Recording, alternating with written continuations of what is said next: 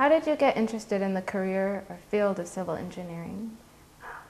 Let's see. I transferred into civil engineering when I was in college. I actually started off as mechanical engineering. I was interested in like robots, but when I was a freshman in college, I learned that civil engineers also work on the design of buildings, and I'd always been interested in buildings. I also watched them construct a parking lot next to our dormitory, and literally over the year I watched them go from the ground to a 3-story parking lot, and it's just a parking lot, but for me that was very interesting. And by the end of the year I decided to transfer. I really wanted to work in buildings. It's not what I do now, but I actually have loved everything that I've done in civil engineering. So, in the future, would you be interested in possibly pursuing career interests or pursuing a career further in construction and structural engineering, since you had that kind of interest? I started off in structural engineering. I've worked 4 different jobs since I graduated from school. Actually, it's the same job, same company, but I've worked in 4 different departments. I enjoyed structures when I was in structures. I enjoyed project management, which is pretty much what I've done since. I haven't worked in construction management, but construction is the fun part. That's where you get to see everything built and made. I'm still deciding which exact branch of civil engineering I want. It's a very wide field. Right now I'm in the water industry, and I really enjoy the water industry, but I enjoy every part of it, so I'm still deciding, really. What impression do you have regarding the engineering technology in Japan and America? Well, I mean, everyone's always very impressed when you hear stories about engineering in Japan. Like, I've heard that they use base isolators everywhere on all of their buildings. They have like a base isolated Buddha, or so the rumor goes. They're supposed to be very advanced when it comes to earthquake technology. You know, I mean, obviously their car industry is anything to say. There's a lot of confidence in Japanese engineering. Americans have their things too that they've done very well. Transportation in Japan is a large part of like the urban culture, especially projects like high-speed rail. And recently in California, as you know, we passed a measure to take steps towards building a system that would provide a similar level of convenience. So what are your thoughts on this project? You know, I rode the trains in Japan, and the design is amazing. That's also part of civil engineering, is transportation engineering, where they lay out, this is how we're going to design the roads and the railroad tracks and how people move from place to place. Japan's done an amazing job.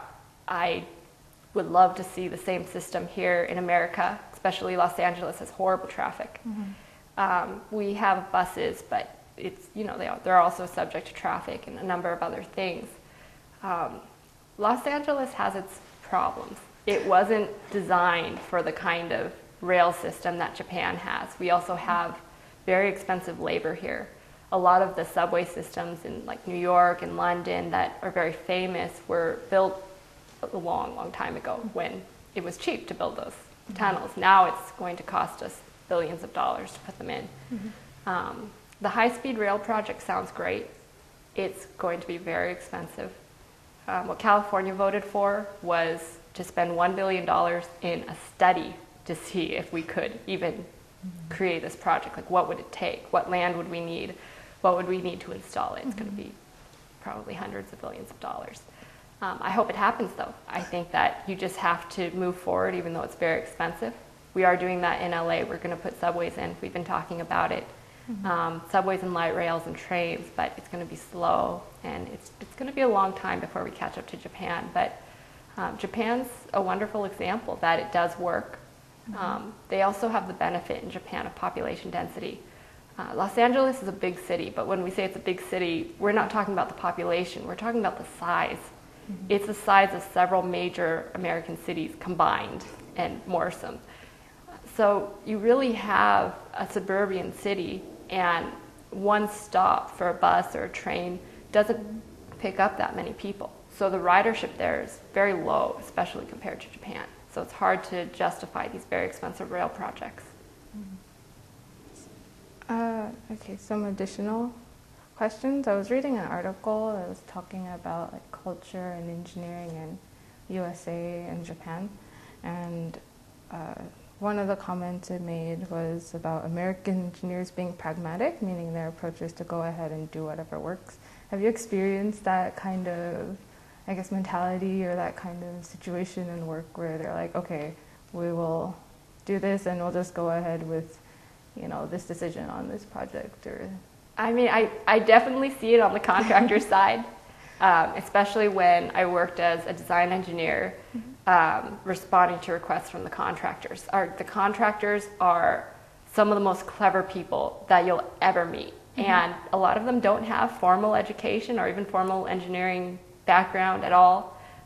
They've just been doing construction for so long, they have a feel for what they're doing. And they can be very pragmatic. They'll come up with all sorts of solutions, they'll find out ways to do things faster and cheaper and sometimes better. Not always, but that's why you have the design engineer there to say, wait a second, we've got to look at this, find out, is this really a safe, practical way to do this? And there are definitely engineers that are like, okay, here are the rules, we have to follow them. But there's definitely a sense, especially, and I don't know if this is American per se, but I did see it at work, where they say, you know, let's figure out what's practical, what's work, and what works, and let's do that. And that's actually a very good way to do things, as long as you stop and you have someone to step back and say, well, here are the rules, are we breaking them, and does this work from an engineering point of view, from do the calcs work out? And that system can work. do you plan on going for your master's degree, like in the future? I was planning on getting my master's degree like 2 years ago, but then I changed my mind mostly because I wasn't able to work and get my master's at the same time, where with that current situation I was in. And I still would like to get my master's. Of course, because my mind's changed so much on what specialty I want, I've changed which specialty I want to get my master's in. So in some ways I'm glad that I waited, especially because now I found out, you know what, I really want to work in this other field.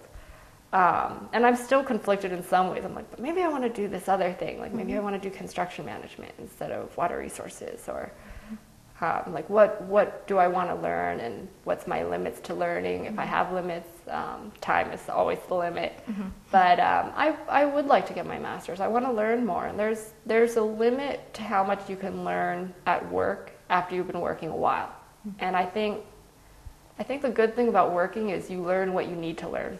So then when you go back to school, you can kind of get a feel for, oh, okay, well, I wish I'd paid more attention to this one thing, so I'm going to really study it harder now, because I know they use this, and I know I need to know this. So I do want my master's. But when that's going to happen is the mystery. So right now I'm working on studying for my professional engineering license, which is a very big step for all engineers in the U.S. So. Well, thank you very much for taking the time for this interview and allowing me to interview you. You're welcome.